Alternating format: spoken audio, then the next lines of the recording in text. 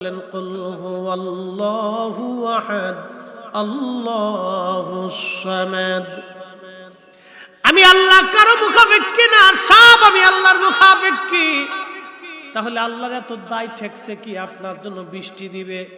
আল্লাহর এত ঠেকা ঠেকলো কি আপনার জন্য ফলমূল দিবে?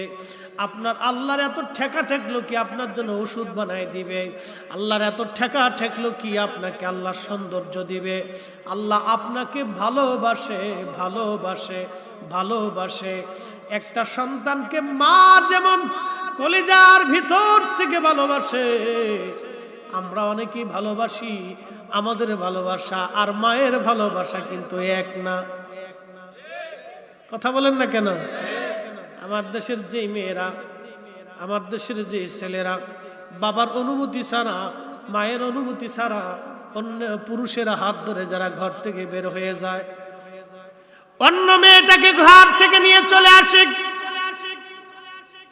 এ যুবকের যুবতী তুমি জানো না, তুমি সন্তানের মোহাব্বত বাবার কলিজার ভিতরে এত বেশি। তুমি যারা হাত ধরেছো তার মোহাব্বত ক্ষণস্থায়ী, সামান্য সময়ের জন্য।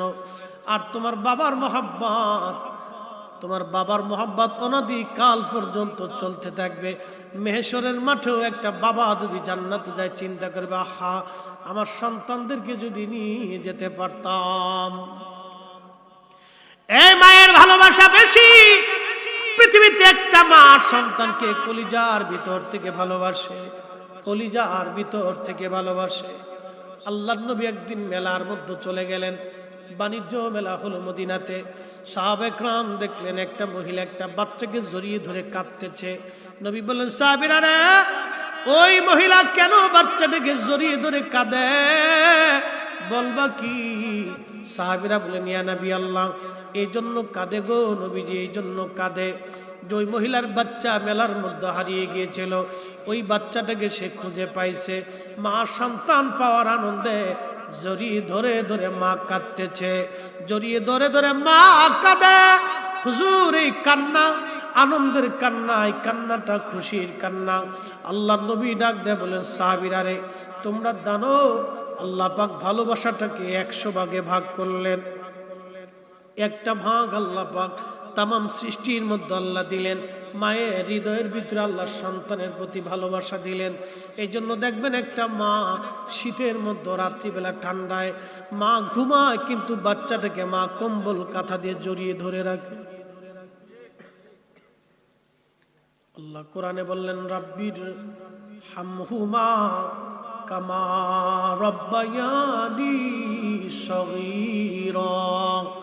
আল্লাহ বলেন, আলহামদুলিল্লাহি রাব্বিল আলামিন। আমি সেই আল্লাহর আলহামদুলিল্লাহ, সমস্ত প্রশংসা সেই আল্লাহর জন্য। কোন আল্লাহ? কে আল্লাহ? কি আল্লাহ? কোন আল্লাহ? কে আল্লাহ? কি আল্লাহ? তার পরিচয় আল্লাহ পরের অংশ দিয়ে বললেন, আলহামদুলিল্লাহ সেই আল্লাহ রব্বিল আলামিন।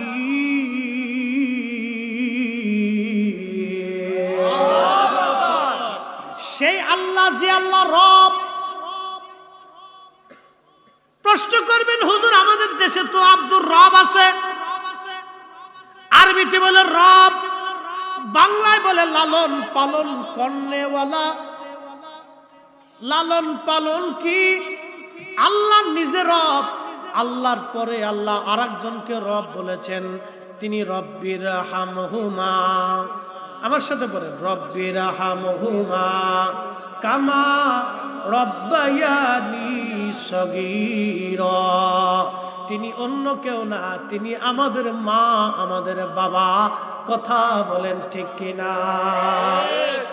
আপনি ভাবতে পারেন, হুজুর আমি আমার মারে খাবার দেই, কাপড় কিনে দেই, ওষুধ কিনে দেই, চিকিৎসা আমি করাই, আর ভাবতেছেন হক আদায় হয়ে গেল। না, হক আদায় হবে না।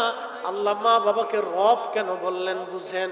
আপনি যখন মায়ের কোলের মধ্যে ছোট্ট ছিলেন, মা আপনাকে গাড়ির ভিতরে করে কোলে করে নিয়ে যাচ্ছে আপনার নানুর বাড়িতে। হঠাৎ করে গাড়ির মধ্যে আপনি বাথরুম করে ফেলছেন, সবার মুখের মধ্যে কাপড় চলে গেল, কিন্তু একজনের মুখে কাপড় যায় নাই। তিনি কে? এনার নাম রব।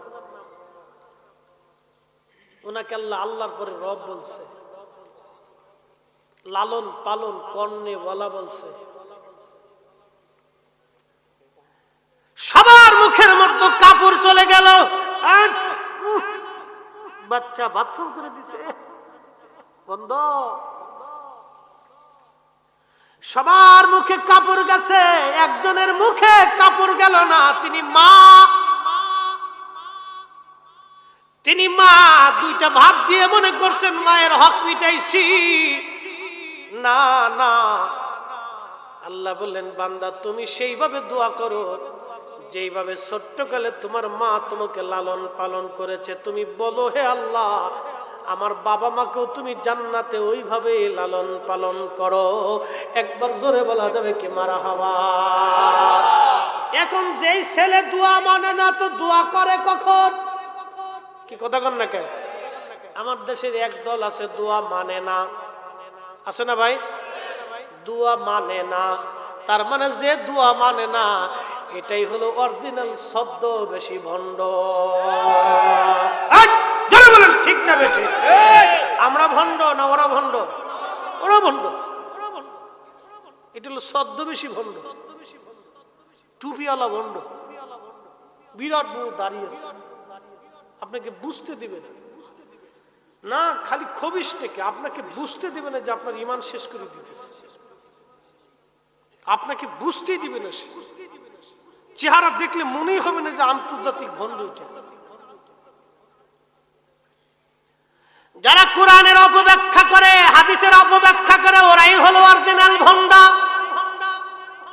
পৃথিবীর মুসলমানেরা, ওই বরুরার বাবাজিরা, মাইকের আওয়াজ যতদূর যায় খুব মনোযোগ দিয়েন। এই পৃথিবীতে আল্লাহ আপনাকে ভালোবাসে। নবী বলেন উম্মত ভালোবাসাটাকে আল্লাহ 100 ভাগে ভাগ করলেন। 100 ভাগ ভালোবাসার ভিতরে আল্লাহ একটা ভাগ সৃষ্টির মধ্যে বন্টন করে দিলেন, আর 99 ভাগ ভালোবাসা আল্লাহ তার নিজের কাছে জমা করে রাখলেন। না হয় নাই? আরো জোরে আপনারা খুশি না বেজার? খুশি। কিন্তু আল্লাহর ভালোবাসা পাইতে হলে কি করা লাগবে? আল্লাহ একটা সূত্র দিয়ে দিছে। আমরা সুন্নিরা বারবার বলি, অনেকে বুঝে না, বলে না সব বেদাতি বেদাতি বেদাতি বেদাতি। কুল ইন কুনতুম তুহিব্বুনাল্লাহ ফাত্তাবিউনি। আল্লাহু আকবার। ইউহিব্বুকুমুল্লাহু ওয়া ইয়াগফির লাকুম যুনুবাকুম। আল্লাহু গফুর। আল্লাহু গফুরুর রহিম।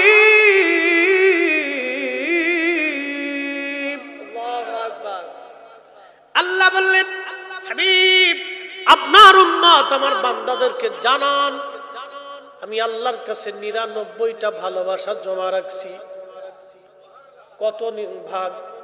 99 ভাগ ভালোবাসা আমি আল্লাহর কাছে জমা রাখছি।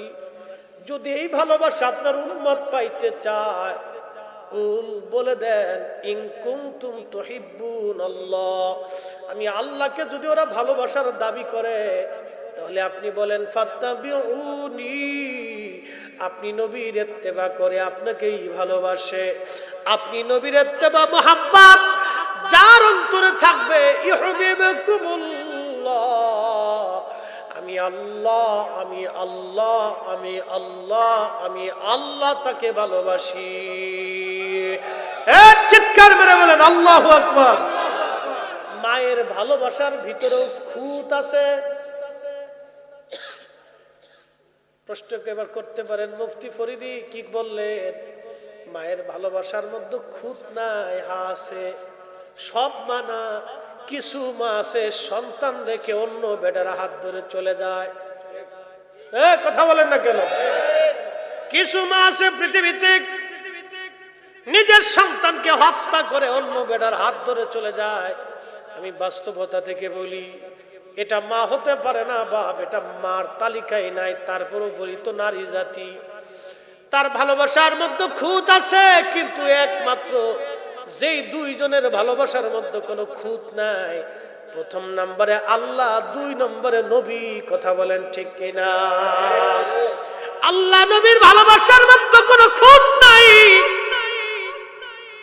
আল্লাহ ডাকতে বলেন, হাবিব ওই 99 গুণ ভালোবাসা দিয়ে আমি আমার বান্দাকে ভালোবাসবো যদি আপনাকে বাসে। না আসতে হয়ে গেছে, আরো জোরে বলেন না ইয়া রাসূলুল্লাহ। তাহলে বলেন আমরা সুন্নিরা নবীর কথা বলি, আল্লাহ পাইতে হলে নবী পাওয়া লাগবে। কাজী নজরুল দাড়ি নাই, মোছ নাই, কিন্তু জানেন তো, এবার বুঝে নেন কাজী নজরুল কত সূক্ষ্মদর্শী ছিল। আমি তো আপনাদেরকে কোরআনকে ব্যাখ্যা করে শোনাচ্ছি, কাজী নজরুল কত সূক্ষ্মদর্শী একজন মেধাবী আশিক রাসূল ছিল। চিন্তা করেন, কবিতার ছন্দে কি চমৎকার কথাই না লিখে ফেলছেন।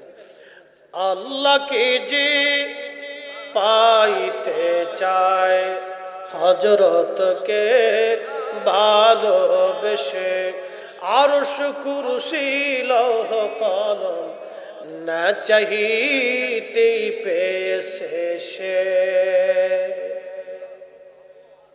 কি চমৎকার! আল্লামা ডাক্তার ইকবাল পাকিস্তানের লাহোরে বসে বসে কবিতার ছন্দে লিখলেন, মগজ কোরআন রূহে ঈমান জানে দিন হাসতে হুব্বে রাহমাতুল লিল আলামিন। কোরআনের মগজ বলো, ঈমানের রূহ বলো। আবার বলি, কোরআনের মগজ, ঈমানের রূহ, ধর্মের প্রাণ। কোরআনের মগজ, ঈমানের রূহ, ধর্মের প্রাণ বলো। সব কিছুর মূলে নবীর ভালোবাসা, হুব্বে রাসূল। নবীর ভালোবাসা যেই হৃদয়ে নাই, ওটা আলেম হতে পারে না। নবীজির তাজিম তাকরিম যাদের অন্তরে নাই, ও শাইখুল হাদিস হতে পারে না। কথা বলেন ঠিক কিনা? এ প্রিন্সিপাল যত হক, মুফতি আজম, ফকিহে মিল্লাত, আরো আল্লাহ বাংলা সাংলা, কত অভাব নাই, নাম দিছেন হাকিমুন নফস, কিন্তু ফ্যাটটা খুব মোটা। আচ্ছা আপনারা কোন তো, ফ্যাট মোটা হইলে সে আবার হাকিমুন নফস কেমনে হয়? ফ্যাটটা যে মোটা হয়েছে, খাইয়ে না খাইয়ে? তো খাইয়ে যদি ফ্যাট মোটা করলে হাকিমুন নফস কেমনে হয়? নফসের হাকিম কেমনে হয়? নফসের হাকিম তো সেই হবে ইমাম গাজ্জালির মতো, না খাইতে খাইতে পেট আর পিঠ একসাথে হয়ে গেছে। খাজা মাইনুদ্দিন চিশতি না খাইতে খাইতে পেট আর পিঠ একসাথে হয়েছে। শাহজালালরা না খাইতে খাইতে পেট আর পিঠ একসাথে হয়েছে। কোথায় খাবে এই চিন্তা তাদের ছিল না। এরা ছিল হাকিমুন নফস। এমনকার পেট খাইয়ে পেটটারে মুড়া বানাইয়া একবারে বিরাট বড় হাকিমুন নফস হয়ে গেছে। তার মানে বোঝা গেল এটাও ধোঁকা। কথা বলেন ঠিক কিনা? এগুলিও ধোঁকা। ও মুসলমান, খুবই মনোযোগ। কষ্ট হচ্ছে আপনাদের? 10-20 মিনিট চাইছিলাম, হয়ে গেছে কিন্তু। আর 15 মিনিট দিবেন আপনারা আমাকে? আচ্ছা ইনশাআল্লাহ। নারে তাকবীর। না, এই অনুমতি নিয়ে নিতেছি, কারণ আপনাদের কষ্ট হবে, আবার বেশি রাত করে আপনাদের কষ্ট হবে তাও না। খুব ইম্পর্টেন্ট। আমি যা বলি এটা খুব অল্প সময় অনেক কথা বলার চেষ্টা করি, মানে অল্প সময় আমি অনেক কিছু বোঝানোর চেষ্টা করি, কারণ এত হাতে তো সময় নাই বাপ, এত হাতে সময় নেই, এত টাইম নষ্ট করার টাইম হাতে নেই। উম্মত অনেক এখন তো দিক বিদিক শূন্য হয়ে গেছে। অনেকে রাস্তা মানে মাঝে আফসোস করে বলে, হুজুর কোথায় যাব, কার কাছ থেকে সঠিক কথা বলবো? একটা কথা আল্লাহ কোরআনে বলে দিয়েছেন, ইহদিনাস সিরাতাল মুস্তাকিম সিরাতাল্লাযিনা আনআমতা আলাইহিম। চালাও সে পথে, যে পথে তোমার ওলিরা গেছেন ঘুমিয়ে, যে পথে তোমার প্রিয়জন গেছেন চলি। প্রিয়জন কারা? শাহজালাল, শাহপরান, শাহ মাকদুম, শাহ আলী বুগদাদি, খানজাহান আলী, কমরউদ্দিন রুমি, হযরতে শাহ সুফি ফতে আলী, নূর মোহাম্মদ নিজামপুরি, হযরতে মুজাদ্দিদ আল ফসানি, শেখ আব্দুল হক, শাহ ওলিউল্লাহ, শাহ আব্দুর রহিম মুহাদ্দিস দেহলভী, হযরতে খাজা বাকি বিল্লাহ, খাজা মাইনুদ্দিন চিশতি, গাউসে পাক মহিউদ্দিন ইবনে আব্দুল কাদের জিলানী, খাজা বাহাউদ্দিন নকশবন্দ, বুখারী, ইমাম আবু হানিফা, ইমাম শাফি, ইমাম হাম্বলি, ইমাম মালিক, এই সমস্ত উলামায়ে মুতাকাদ্দিমিন, মুতাআখিরিন, সালফে সালিহিন, নুজাবা, নুকাব, ওলি, আউলিয়া, কুতুব, আল্লাহর ওলিরা যেই পথে গেছে, এই পথ হলো ইহদিনাস সিরাতাল মুস্তাকিম। যেই আকীদায়, যেই ঈমানে, যেই কাজে তারা কবরে চলে গেছে, এটাই হলো নাজাতের রাস্তা। কথা বলেন ঠিক না?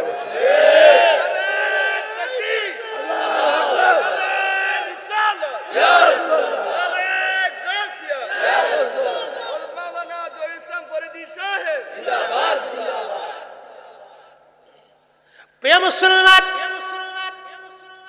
সময়ের সংক্ষিপ্ততায় আল্লাহ বললেন, আমি ওই 99 প্রকার ভালোবাসা পুরাটা দিয়ে আমি তার ভালোবাসি।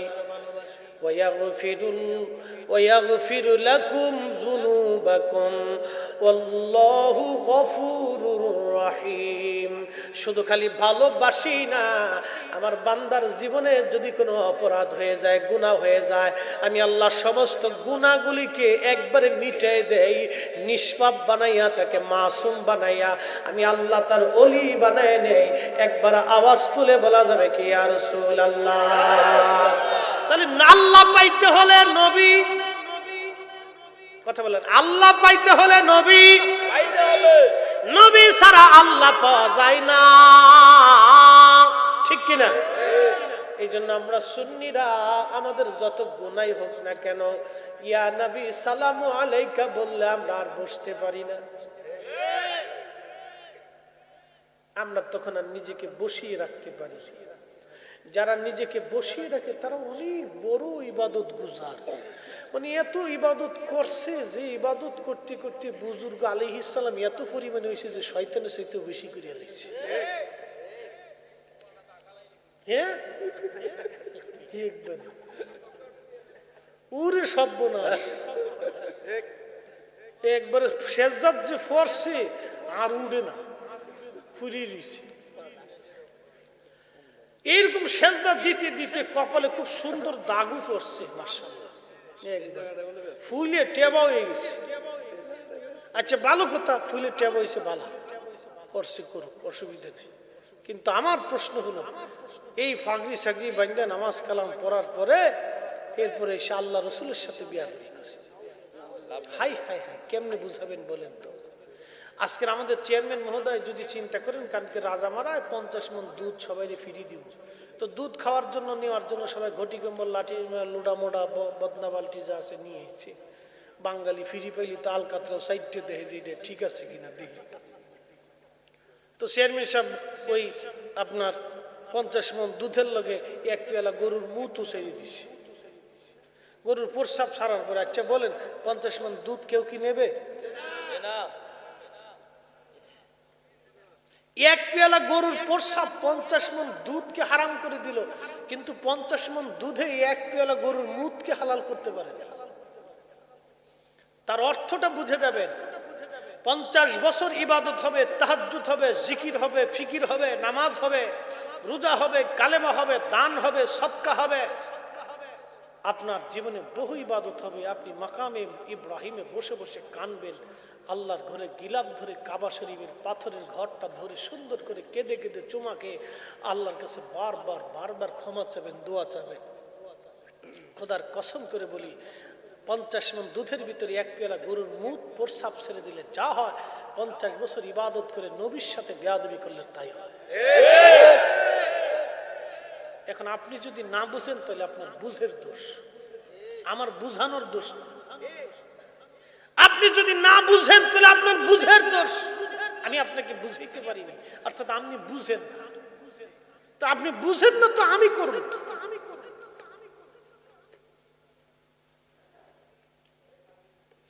আপনি না বুঝলে আমি করব কি? ইমামুল আজম আবু হানিফা 100 বার আল্লাহ থেকে স্বপ্ন দেখেছে। কতবার?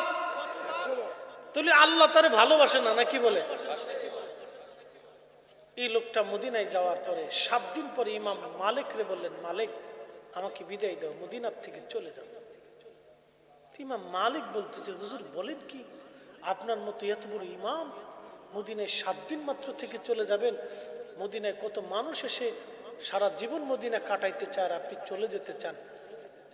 ইমাম আজম আবু হানিফা ডেকে বলে, ইমাম মালিক রে, আমি তো একজন মানুষ, কি করে আমি মদিনাতে থাকবো বলো তো, আমি তো মারা যাব। বলে, হুজুর কি হয়েছে আপনার? বলে, ইমাম মালিক রে, যে রোগে তোমারে ধরছে ওই রোগেও আমারে ধরছে। ইমাম মালিক 80 বছর মদিনায় জুতা স্যান্ডেল পরে নাই, 80 বছর ধরে মদিনাতে জুতা স্যান্ডেল পায় দেয় নাই, পায়খানা প্রস্রাব মদিনার হাউদের মধ্যে করে নাই। একবার জোরে বলা যাবে কি মারহাবা? ইমাম মালিক ডেকে বলল, হুজুর কি বলেন আপনি? বলে, ইমাম মালিক রে, আজকে 7 দিন হলো আমি ইমাম আজম আবু হানিফা 7 দিন ধরে আমি পায়খানা প্রস্রাব করি না। বলো ইমাম মালিক, যে মদিনার মাটির মধ্যে নবী ঘুমায়, ওই মদিনার মাটির মধ্যে আমি কি করে পায়খানা প্রস্রাব করি? চিৎকার মেরে বলা যাবে কি ইয়া রাসূলুল্লাহ? আমি এই মোহাব্বত আপনাকে কি করে বোঝাবো বলেন তো? আমি রসুলের প্রতি তাজিম আপনাকে কি করে বোঝাবো? কোন দলিল দিয়ে বোঝাবো বলেন তো? অথচ পৃথিবীর 4 আলেমের 2 আলেম, পৃথিবীর 4 ইমামের 2 ইমাম। ইমাম মালিক রে ভালোবাসা করেন নবীজি 100 বার স্বপ্নে দেখি কথা বলেছিলেন, আর ইমাম আবু হানিফাকে আল্লাহ ভালোবেসে তার সাথে 100 বার স্বপ্নে কথা বলেছিলেন। আমি কি করে আপনাকে বুঝাবো বলেন তো? বলে, হুজুর তাহলে খান কি? ইমাম আবু হানিফা বললেন, ইমাম মালিক, 7 দিনে মাত্র 7টা খেজুর খেয়ে আমি বেঁচে আছি।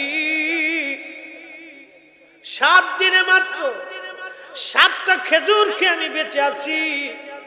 আমি খানা খাই না, কারণ বাথরুমে ধরবে। বাথরুমে ধরলে কোন মাটির মধ্যে আমি বাথরুম করব, যে মাটির ভিতরে আমার নবী ঘুমিয়ে আছে। ইমাম মালিক রে, পানি আমি পান করি না, হাতের মধ্যে পানি ঢেলে এই হাতের মধ্যে জিহ্বা দিয়ে চেটে আমি কোন রকম কলিজা ঠান্ডা করি, কলিজা আমি ঠান্ডা করি। কারণ রে, যদি পানি পান করি বেশি করে তো প্রস্রাবে আমাকে ধরবে। আমি এই মদিনার মাটির মধ্যে কোন জায়গা প্রস্রাব করব, যেই মাটির মধ্যে আমার নবী ঘুমাইয়া গেছে।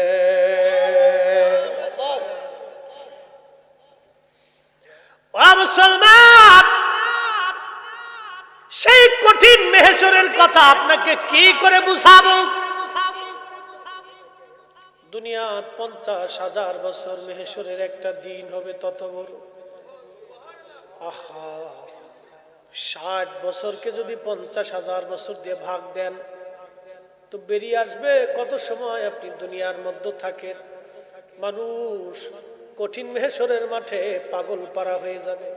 ঘর্মাক্ত হতে হতে হতে হতে ঘামে পোড়া মেহশর ভরে যাবে। সূর্য নেমে আসতে আসতে মাথার আধা হাত উপরে চলে আসবে। অনেকের মগজ গলে যাবে, অনেকের জিহ্বা বের হয়ে নাভি পর্যন্ত ঝুলে যাবে। কি কঠিন বিভৎস সেই দিন! হাজার হাজার বছর পার হয়, আমার আল্লাহ কাহ্হার হয়ে বসে আছে, রাগান্বিত হয়ে আছে। সৃষ্টির প্রতি আল্লাহ রাগ। আল্লাহ বললেন আর রহমানির রহিম, আমি রহমান, আমি রহিম, আমি দয়াল, আমি দয়ালু। এরপরে আল্লাহ বলেন মালিকি ইয়াউমিদ্দিন,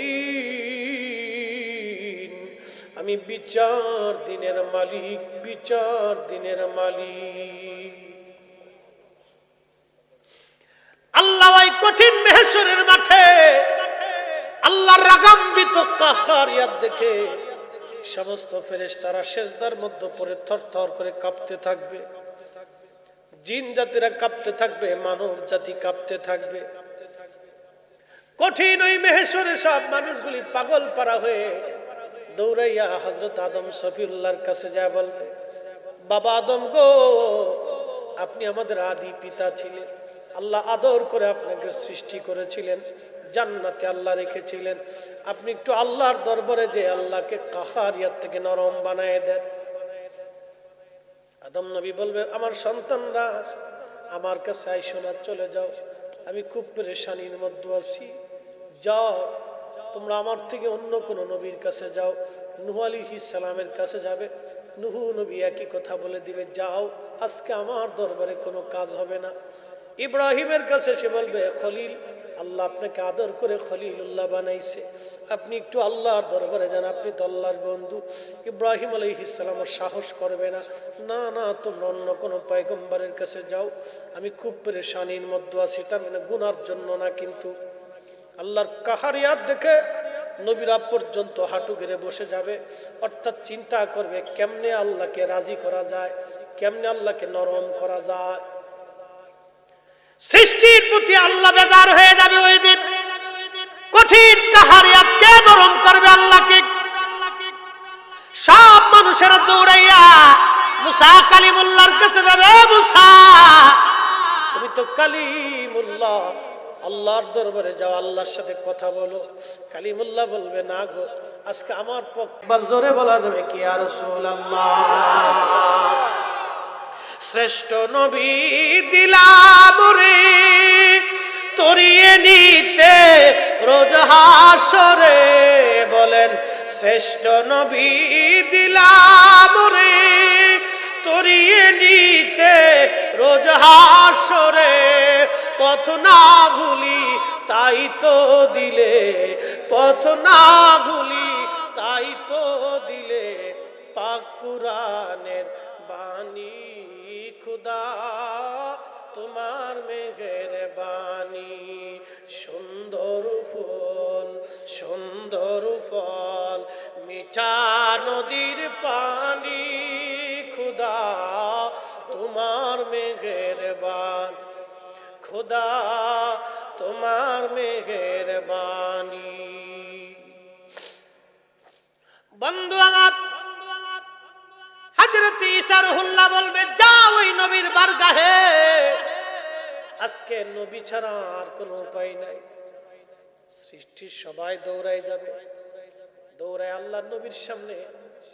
আমরা উম্মত যারা আছি কাঁদতে থাকবো, হুজুর কঠিন এই মেহেশর আমাদের আর সহ্য হচ্ছে না।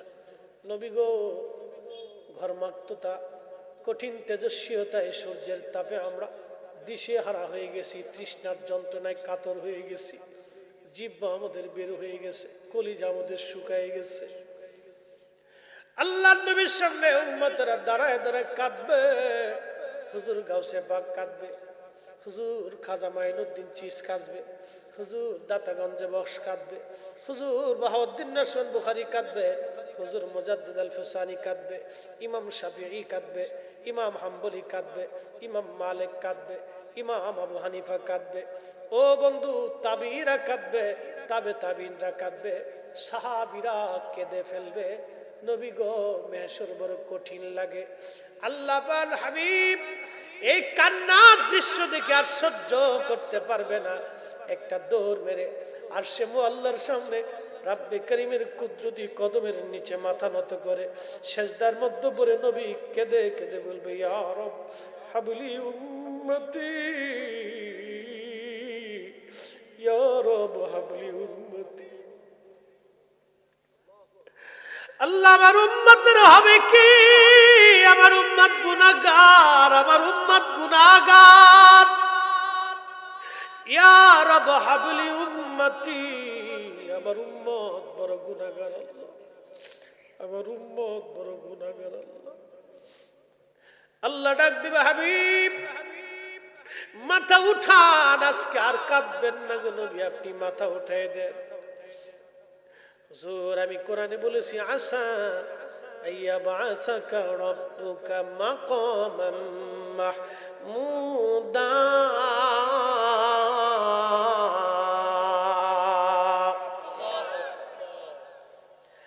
আমি আল্লাহ আপনাকে মাকামে মাহমুদ দেব, মাকামে মাহমুদ।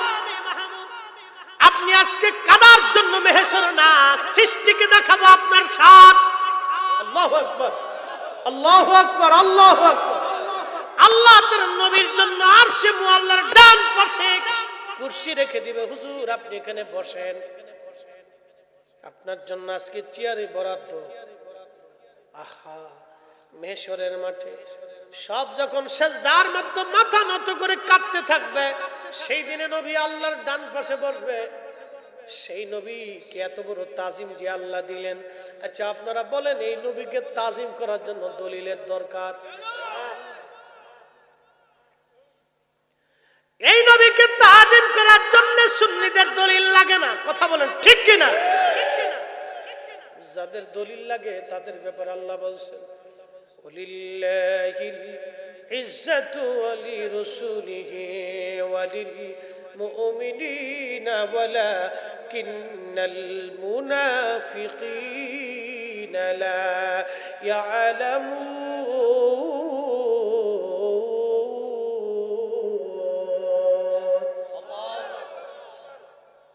শেষ। 15 মিনিট চাইছিলাম, হয়ে গেছে, আরো 15 মিনিট। আচ্ছা না, 15 মিনিট আগে শেষ হোক, তারপরে 10 মিনিট আগে, কারণ আমার ওই আয়াতের দুটো অর্থ করে দিয়ে যাব। খুব মনোযোগ। আমি আগে বলছি, আমি এই আধা ঘন্টা ওয়াজ, 3 ঘন্টার ওয়াজ আধা ঘন্টা করার অভ্যাস আছে, কারণ এটা আমাদের একটা হ্যাবিট। কারণ আমরা দরবার শরীফে যখন আমি জুমাতে, আমি স্টুডেন্ট লাইফ থেকে জুমায় বয়ান করি, অর্থাৎ বয়ান থেকে আজকে থেকে করি না, আমি একবার স্টুডেন্ট লাইফ যখন ফাজিল থেকে, তখন দরবারের জুমার মসজিদের জুমার বয়ানটা আমি করতাম। ওই সময় থেকে আমি বয়ান করি। তো সময় হাতে থাকতো 15 মিনিট, তো 15 মিনিটে 1.5 ঘন্টার ওয়াজ করতাম। তো এই জন্য আমরা অভ্যাস হয়ে গেছে। যদি বলেন হুজুর 4 ঘন্টা, তো অসুবিধা নেই। যদি বলেন যে হুজুর 40 মিনিট, তা অসুবিধা নেই। যদি হুজুর 10 মিনিট, তো 10 মিনিট দিয়ে দেখবেন যে মাঠ গরম হয়ে গেছে। এটা আমরা টাইম বুঝে ওয়াজ করি। যদি কেন হুজুর 10 মিনিট, তো দেখবেন যে 10 মিনিটে গরম হয়ে গেছে। 10 মিনিটে 1.5 ঘন্টার ওয়াজ সেরে এলাম একবার। একসাথে যদি বলি তো আল্লাহু আকবার। আল্লাহ বললেন, ইজ্জত আমি আল্লাহর জন্য, ইজ্জত আমি নবীর জন্য, ইজ্জত আলী সালিহিন সিদ্দিকিন শুহাদা সাহাবা আল্লাহর ওলিদের জন্য। হুজুর ওয়ালাকিন্নাল মুনাফিকিনা লা ইয়ালামুন। মুনাফিক বুঝে না, মুনাফিক বুঝে না, মুনাফিক বুঝে না, মুনাফিক বুঝে না, মুনাফিক বুঝে না। এখন আপনারা বলেন, হিন্দুদের মধ্যে মুনাফিক আছে? কথা বুঝেন নাই? হিন্দুরা তো তারা একটা ধর্ম মানে, তাদের ধর্মের নাম সনাতন ধর্ম। তো সনাতন ধর্মে তো আর আমরা মুনাফিক নাই, আছে? খ্রিস্টান একটা ধর্ম মানে, খ্রিস্টীয় ধর্ম, ওটার ভিতরে মুনাফিক নাই। আচ্ছা, ইহুদি ধর্মের ভিতরেও মুনাফিক নাই। শিখ যারা, বৌদ্ধ যারা, তাদের মধ্যে মুনাফিক নাই। তো মুনাফিক আছে মুসলমানের ভিতরে। এই আস্তে কোন কে? তার মানে বোঝা গেল, টুপি পরে মুনাফিক, দাড়ি আছে মুনাফিক, জুব্বা আছে মুনাফিক, নামাজ আছে মুনাফিক, মসজিদ আছে মুনাফিক, এই দান সদকা আছে মুনাফিক, হাজি সাহেব মুনাফিক। আস্তে কোন কে? জোরে বলেন। আমি বলছি? কে বলছে? আল্লাহ। কে? মুনাফিক কি হিন্দুদের ভিতরে না মুসলমানের ভিতরে? মুসলমানের ভিতরে। এই যে বুঝে গেছেন এবার। তাহলে মুসলমানের অন্তরে কালেমা আছে না নাই? আছে। কুরআন আছে না নাই? আছে। মসজিদ আছে না নাই? টুপি দাড়ি জুব্বা পাগড়ি সব আছে, কিন্তু মুনাফিক। ওয়ালাকিন্নাল মুনাফিকিনা লা ইয়ালামুন। আল্লাহ কইছে ওরা বুঝে না, তো আমি কেমনে বুঝাবো ভাই? না, আল্লাহ নিজেই কইছে ওরা বুঝে না। মানে কি বুঝছেন? বুঝবার চাই না, বাঁকা বাঁকা বাঁকা। হাজার দলিল দিল কেন বুঝের ব্যাপার সহজ।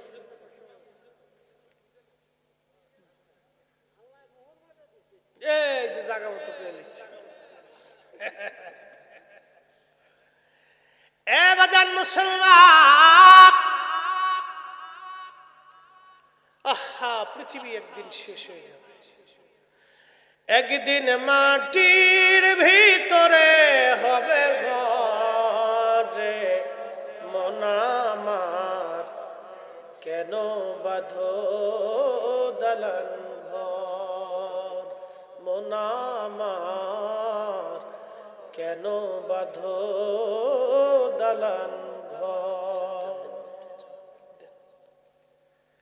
দুয়ার শেষ বন্ধু, পৃথিবী থেকে আমরা চলে যাব এই বরুড়ার রাজামারার গোরস্থান। এখানে তো গোরস্থান, এই গোরস্থানে কত মানুষ ঘুমিয়ে আছে। আমার কাছে বড় ভালো লাগলো, চেয়ারম্যান সাহেব জীবনে ইচ্ছা করেছেন তিনি একটা মসজিদ আল্লাহর ঘরের জন্য উনি একটা ফাউন্ডেশন তৈরি করে ওনার সম্পদগুলি এখানে দিয়ে যাবে। আহা, জীবনের একটা চমৎকার একটা নিয়ত। কারণ একটা চিন্তা হৃদয়ের মধ্যে আসছে, এই সম্পদ আমি আল্লাহর পথে ব্যয় করে চলে যাব। বন্ধু, ঠিক আমরা পৃথিবী থেকে সবাই চলে যাব, শুধু চেয়ারম্যান সাহেব না। আল্লাহ বলেন, ইয়া আইয়ুহাল্লাযীনা আমানু লা তুলহিকুম আমওয়ালুকুম ওয়ালা আওলাদুকুম আন যিকরিল্লাহ। ও বান্দা, ঈমানদার, আমি আল্লাহর জিকির থেকে তুমি গাফিল হয়ো না। সন্তানের প্রেমে পড়ে, সম্পদের মোহে পড়ে। আমি একটা নিয়ত করেছি, আমি অনেক বড় একটা মাদ্রাসা ইনশাল্লাহ করে দিয়ে যাব। আমি আমার বড় ভাইদেরকে বলেছি, আমার জন্য একটু জায়গা নির্বাচন করে দেন, অন্তত 5 বিঘা জমি। একটা জমির উপরে আমি অনেক বড় জামিয়া মাদ্রাসা করে দিয়ে কয়েকটা সিস্টেম চালু করে দিয়ে আমি ইনশাল্লাহ নিয়ত আছে। আপনারা যে পয়সা করে দেন, আশা করি নষ্ট করব না, কাজে লাগাই দিয়ে যাব। কারণ বহু বক্তা কবরে চলে গেছে বাপ, আহা, বহু আলেম কবরে চলে গেছে, আমরাও একদিন কবরে চলে যাব। মুসলমান, আপনাদের অনেক কষ্টের টাকাগুলি আমরা নেই। কমিটিরা মানুষের দ্বারে দ্বারে যায়, ভাই কিছু দেন, কিছু দেন। এই অনেক কষ্টের টাকা আমি নিয়ত করছি, আল্লাহ তোমার বান্দারা মানুষের কাছ থেকে এনে না আমাদেরকে দেয়, আমি এই টাকাটা নষ্ট করে যাব না, নিয়ত করে গেছি। আল্লাহ চেয়ারম্যান সাহেবকে কবুল করুন, ওনার একটা সম্পদ যেন উনি এতিমখানা মাদ্রাসা মসজিদের জন্য এরকম ভাবে যেন নিয়ত করে দিয়ে যায় সুন্নি প্রতিষ্ঠানে। আবার অন্য জায়গা দিলে কিন্তু দোয়া পাবেন না। কবে নাকি যে দোয়া নাই, না করলেও চলে। এই উম্মতকে আল্লাহ 70টা মর্যাদা দিছে, খালি মনোযোগ সারা জীবন মনে রাখবেন মাসালাটা। কয়টা মর্যাদা? মুসা আলাইহিস সালাম দেখে 70টা দান, তাওরাতের মধ্যে দেখে আল্লাহ আমার ওই উম্মত দিয়ে দাও। আল্লাহ বলেন, না রে মুসা, এটা তোমার জন্য না, এটা আমার আখিরি নবীর জন্য বরাদ্দ। সুবহানাল্লাহ। এটা আমরা এক চিৎকার করে বলেন আল্লাহু আকবার। এটা আমরা। তার একটা গুণ হলো উম্মতে মারহুমা। বলে মারহুমা কি? সাহাবীরা প্রশ্ন করলেন, প্রিয় নবী বললেন, সাহাবীরা মারহুমা হলো আমার উম্মত গুনাহ নিয়ে কবরে যাবে, মেহেশরে গুনাহ মাফ নিয়ে উঠে যাবে। আহা, বলে হুজুর কি করে হবে? নবী বললেন, উম্মত মারা যাওয়ার পরে তার ভাই, তার বোন, তার মা, তার সন্তান, তার আত্মীয়, তার স্বজন, তার মহব্বতের মানুষ এবং তার প্রতিবেশী, গ্রামবাসী, দেশবাসী তার জন্য দোয়া করবে। ওই দোয়ার কারণে আল্লাহ তার কবর জীবনের গুনাহ মাফ করে আল্লাহ তাকে মাসুম বানাই দেবে। না না হয়েছে, আরো জোরে, আরো জোরে। তাহলে উম্মতে মারহুমা হতে হলে কি দোয়া চলবে না বন্ধ হবে? চলবে না, বন্ধ হবে। তার মানে বোঝা গেল যারা আমাদেরকে দোয়া থেকে সরাইতে চায় ওরা হলো অরিজিনাল ভণ্ড। কথা বলেন ঠিক না বেঠে? হাত উঁচু করে বলেন ঠিক কিনা?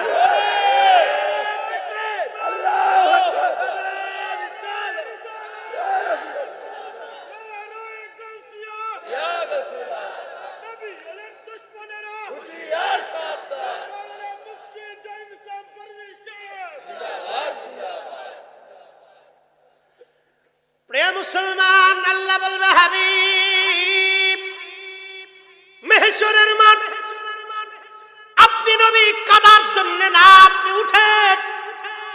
আপনার হাতের মধ্যে থাকবে সর্বপ্রথম হামদের পতাকা।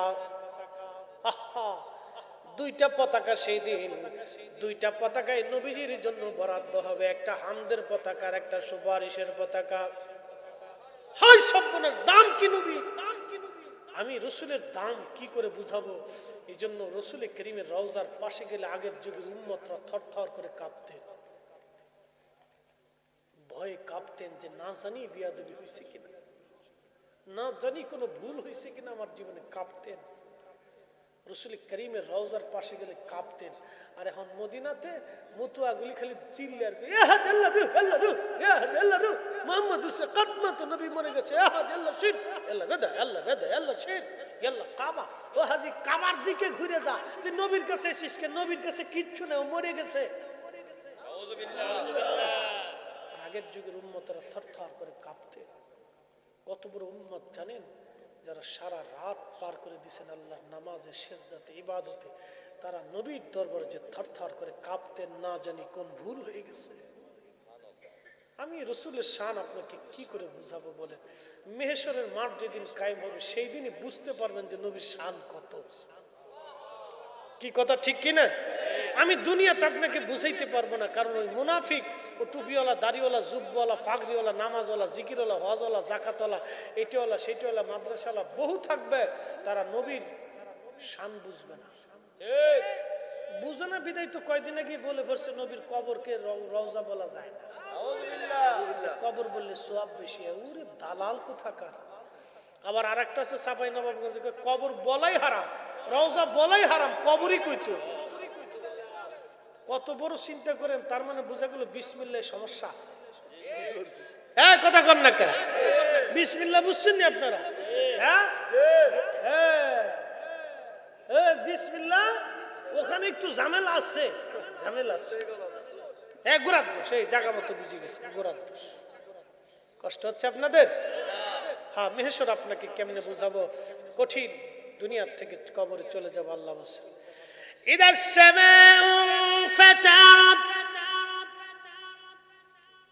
কঠিন মেহেশ্বর যখন শুরু হয়ে যাবে, আসমান ভেঙে ভেঙে পড়তে থাকবে। ওয়া ইদাল কাওয়াকিবু তাসারাত। পৃথিবীর মধ্যে নক্ষত্রগুলি ভেঙে ভেঙে পড়তে থাকবে। কত নক্ষত্র আপনাকে বলি, 13 লক্ষ পৃথিবী এক জায়গা করলে একটা সূর্যের সমান হবে। 200 কোটি সূর্য এক জায়গা করলে একটা ব্ল্যাক হোলের সমান হবে। 10,000 কোটি ব্ল্যাক হোল দিয়ে একটা মিল্কওয়ে বানানো হলো। মিল্কওয়ের মতো গ্যালাক্সি ও মিল্কওয়ের মতো আরো 10,000 কোটি মহাবিশ্ব আছে। এরপরে মহাশূন্য, তারপরে আসমান। আল্লাহ বলেন ইযাস সামাউ ফাতারাত। ওই আসমান ভেঙে পড়তে থাকবে। ওয়া ইযাস সামাউ ফাতারাত। ইযাস সামাউ ফাতারাত।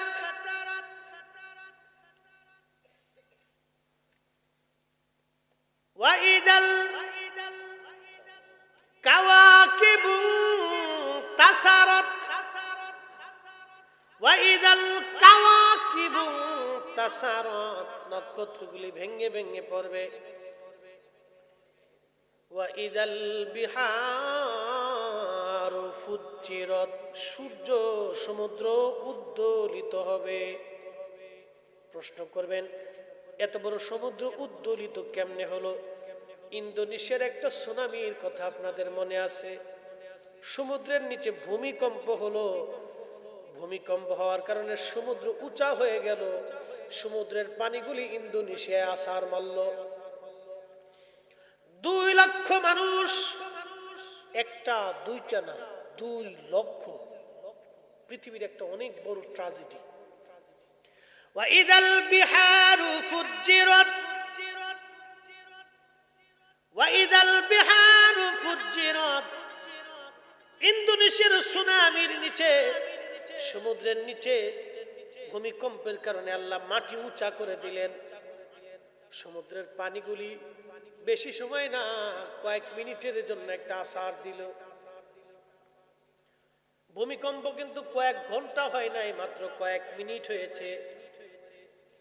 কয়েক মিনিটের একটা ছোট্ট ভূমিকম্পের জন্য সমস্ত সমুদ্রের পানিগুলি ইন্দোনেশিয়া থেকে পৃথিবীর একটা বিরাট উপকূলবর্তী এলাকায় আছাড় দিল।